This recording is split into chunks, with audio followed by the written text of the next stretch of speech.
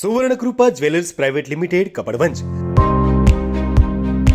આપના સુપ્રસંગોને યાદગાર બનાવવા નવીન ડિઝાઇન વિશાળ શ્રેણી સાથે ઓછી મજૂરી અને પ્રમાણિત ઘરેણાં ખરીદવા માટે સોના ચાંદીનો અદ્યતન શોરૂમ આપની એક વારની મુલાકાત કાયમી સંભાળનું બની રહેશે।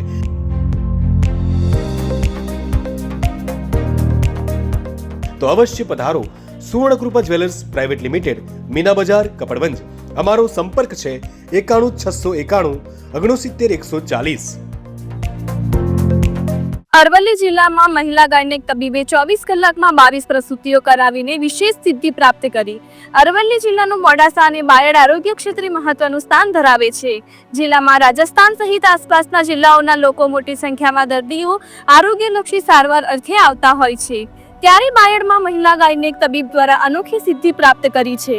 શહેરની સંજીવની હોસ્પિટલ ખાતે ગાયત્રી મલ્ટી સ્પેશિયાલિટી હોસ્પિટલના મહિલા ગાયનેક ડોક્ટર હેતવી પટેલે તારીખ 10 ઓગસ્ટના દિવસે હોસ્પિટલમાં 24 કલાકમાં 22 જેટલી ગર્ભવતી મહિલાઓની સફળ પ્રસૂતિ કરાવી હતી, જે પૈકી 2 જોડિયા બાળકોની ડિલિવરી થઈ, 8 સિઝેરિયન ઓપરેશન અને 12 નોર્મલ ડિલિવરી કરાવવામાં આવી હતી।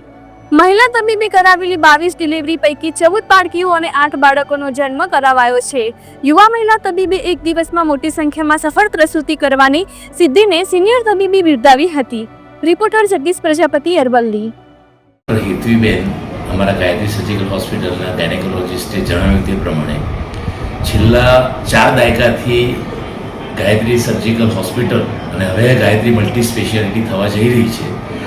અવિરત 4 દાયકાથી અહીંયા તમામ ગરીબ દર્દીઓ એકલા અરવલ્લી જિલ્લાના નહીં પરંતુ આજુબાજુના મહીસાગર, ખેડા, રાજસ્થાનની બોર્ડર એ તમામ અને ગાંધીનગર જિલ્લાનો દહેગામ પટ્ટાથી આ બાજુનો તમામ પ્રદેશને ખૂબ જ સુંદર સેવાઓ આપી રહી છે। એટલું જ નહીં પણ ગરીબ દર્દીઓને બિલકુલ પરવડે એવું રાહતના દરે ગાયત્રી સર્જિકલનું નામ છે। અમારી હોસ્પિટલની અંદર અવિરતા સેવાઓ ચાલે છે। એની અંદર ડૉક્ટર હેતવીબેનની સેવાઓ મળતા એક સોનામાં જાણે સુગંધ મળે એ પ્રમાણે એક અમારે કલગી યશ કલગીનો ઉમેરો થયો છે।